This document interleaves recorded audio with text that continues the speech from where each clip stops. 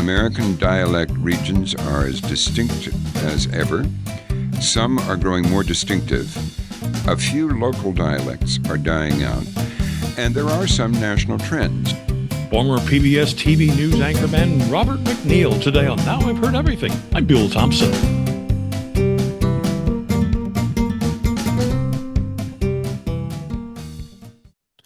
Many people think that English should be America's official language. President Trump has tried to make it so with an executive order. But even if we all speak English, why don't we all sound alike? A native of Boston is going to sound different from a native of Pittsburgh or of New Orleans or Omaha or San Francisco. Now, many people also think that these regional differences in our language have largely been erased over the decades, largely by the television, by mass media, social media. But experts say such is not the case. They say the regional differences are still there. Now, this is where Robert MacNeil comes in, the longtime anchorman of PBS NewsHour, when it was known as the MacNeil-Lehrer NewsHour. Back in 1986, Robert MacNeil co-authored a book and then co-anchored the TV series based on it called The Story of English. And in 2005, he followed it up with a new book called Do You Speak American? That was a detailed exploration of why these regional differences in our language continue to flourish. Now, I had met Robert MacNeil several times over the years, and I looked up to him as a broadcaster, so I was eager to talk to him again about this. So we met one day in January of 2005 to talk about the book. In just a moment, our conversation. As the saying goes, if you haven't heard it, it's new to you. Here's an interview from the 30-year archive of radio personality, Bill Thompson.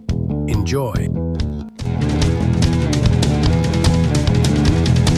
So here now, from 2005, Robert MacNeil.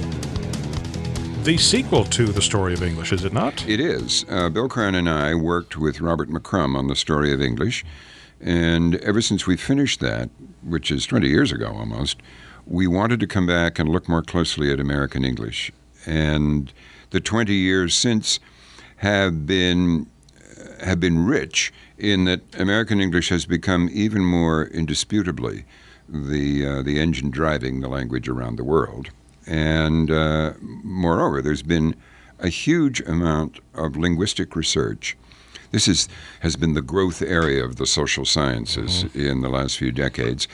But a lot of it is couched in language that's difficult for laymen to understand. It involves a knowledge of phonetics and so on.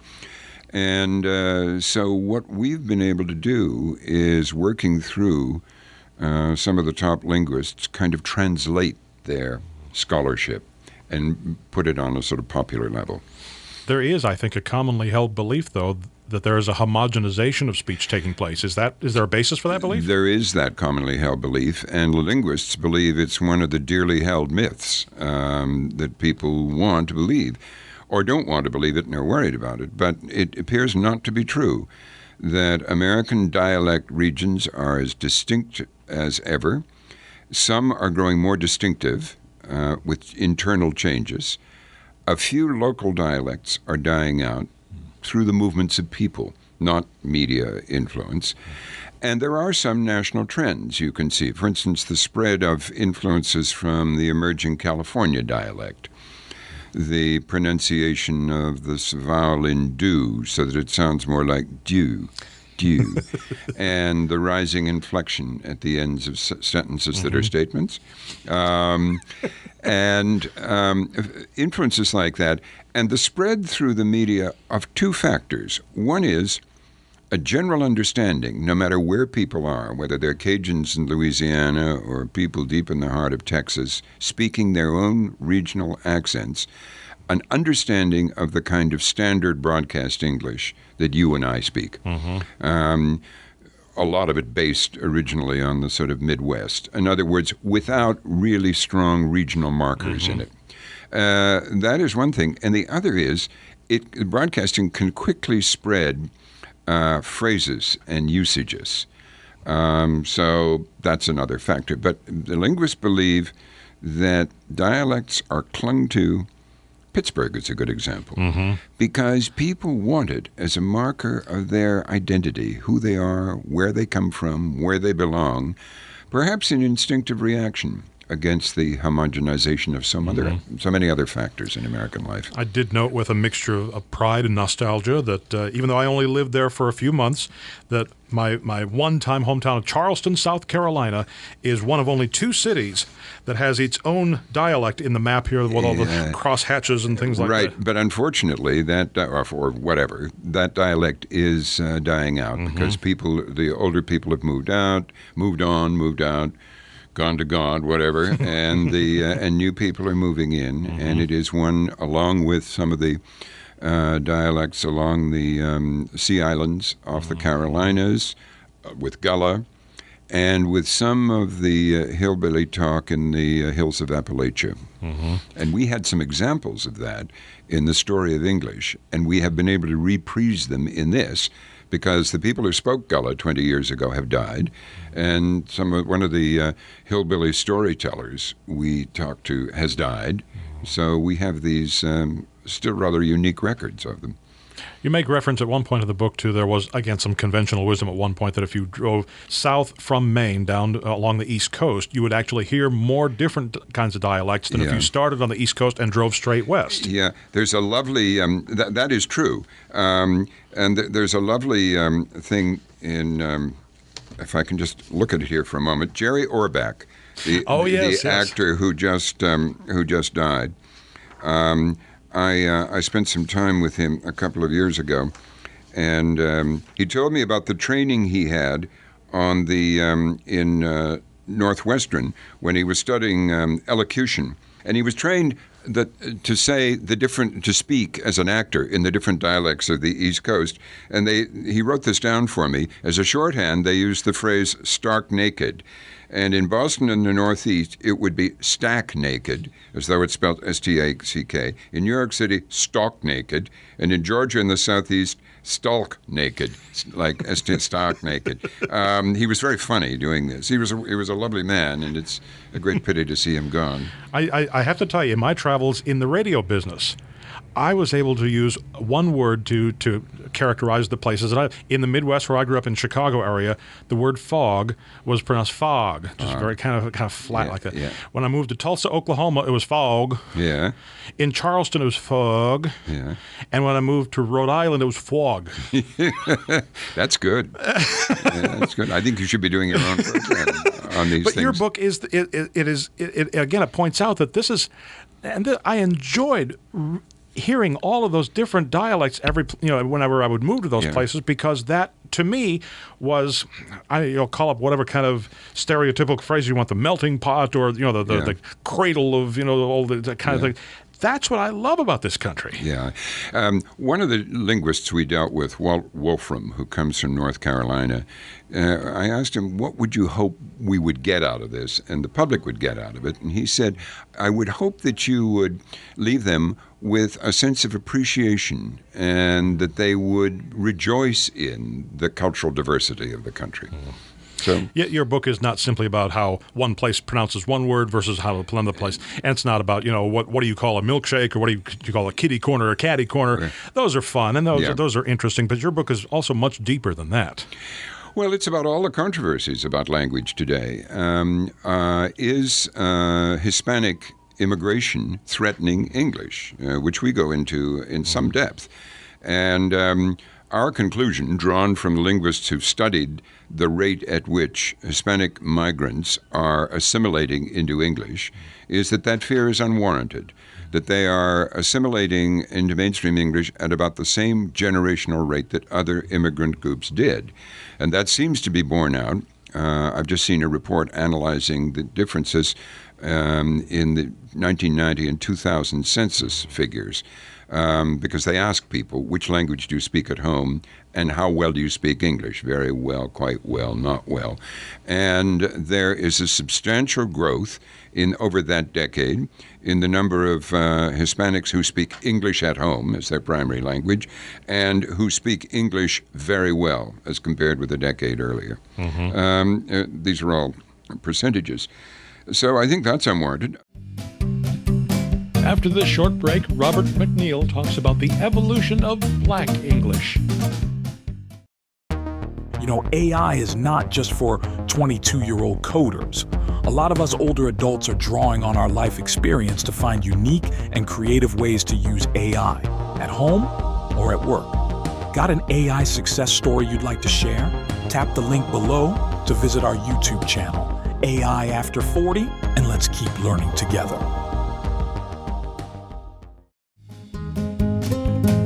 Now back to my 2005 conversation with Robert MacNeil.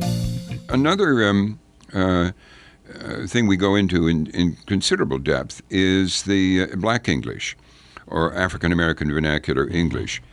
And what the linguists have discovered is that they recorded, WPA researchers, Works Progress Administration, one of the New Deal agencies for people who are too young to know, went around doing all kinds of amazing things in the country, and one of them was they recorded the voices of former slaves in the late 30s in a part of Texas.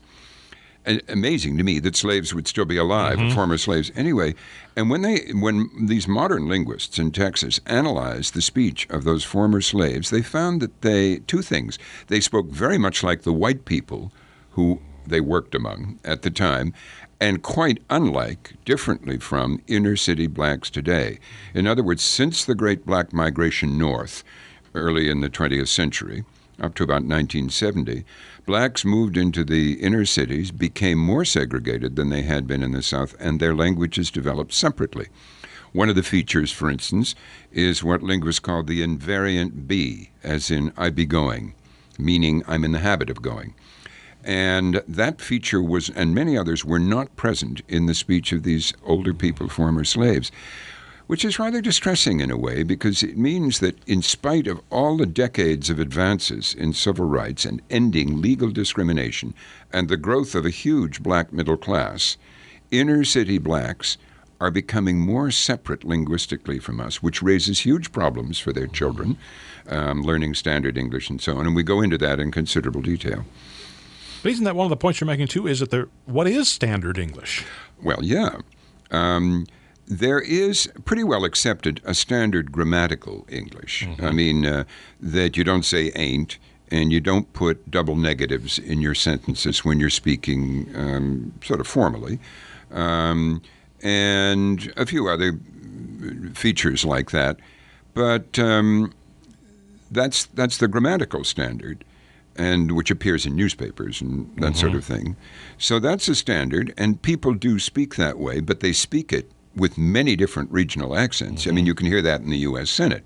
I mean, Senator Kennedy speaks a lot different from a senator from Texas. And yet it's the grammatical standard. So that's one kind of standard.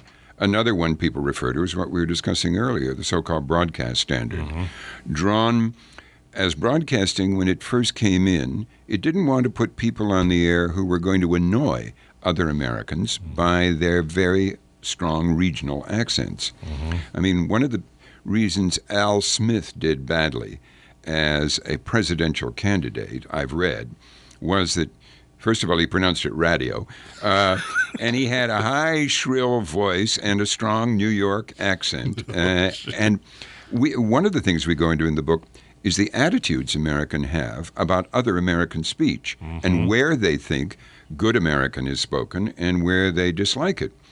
And there's a professor, Dennis Preston, who came with us on a train through Pennsylvania, and he carries these blank maps of the United States around with just the states marked. And he asks people, he chats them up, and then he asks them, show me where you think the best English is spoken and the worst English. Almost invariably, no matter where people come from, they point to New York and the South as bad English, and they point to the Midwest, or what linguists call the Midland area, as the best English. And it's best in the sense that it doesn't have regional markers. The woman on the train says, in New York, she sort of wrinkles her nose, and she says, in New York, they say water. And Preston says, what do you say? She says, I say water.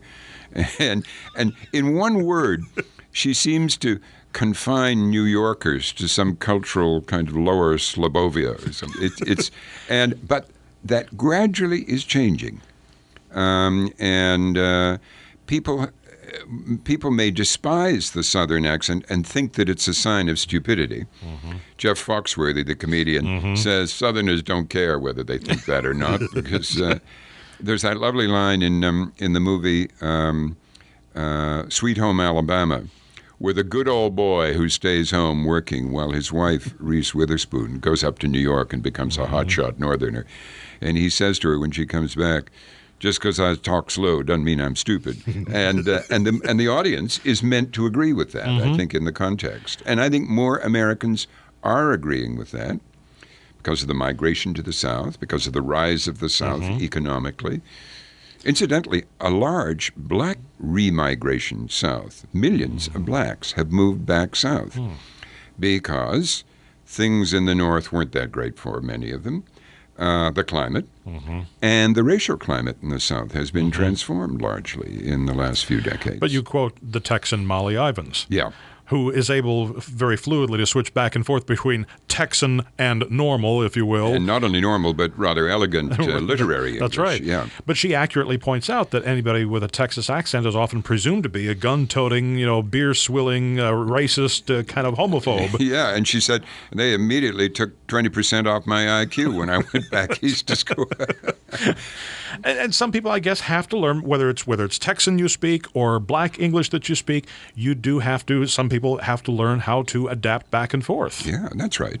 The other thing is that when a lot of people have moved to Texas, as they've moved to other places in the Sun Belt, and when they move, the linguists have studied this, it's fascinating, they very quickly, a lot of them want to sound like Texans.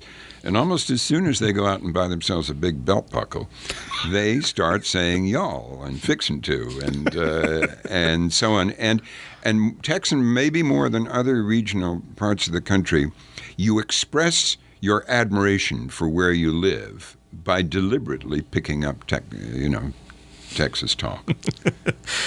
Fascinating. I love doing this, as you know, from the story of English that we did years ago. And I've been fascinated by differences in dialect ever since I was a kid in Nova Scotia, because I had a grandmother from Tennessee, Chattanooga, and a grandfather from the South Shore of Nova Scotia, and they both talked very differently.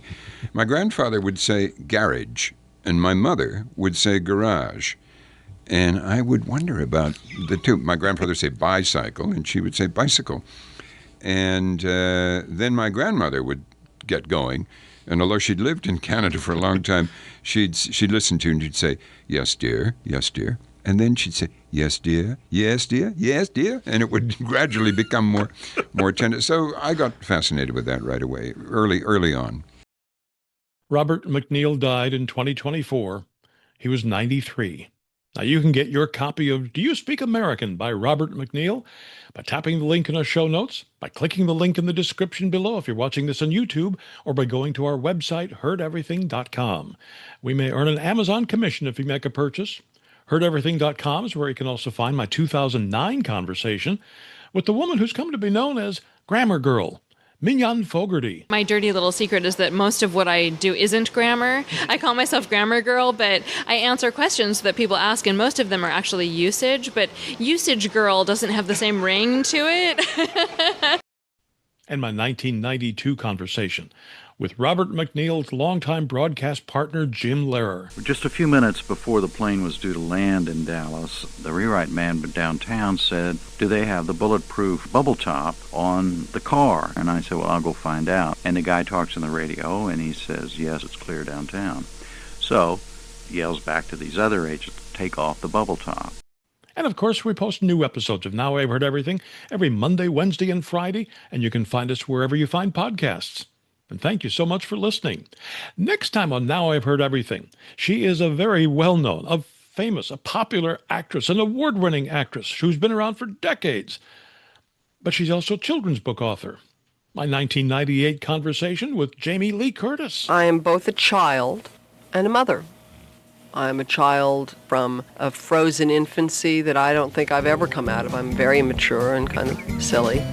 And I am a parent of 2 children. That's next time on Now I've Heard Everything. I'm Bill Thompson.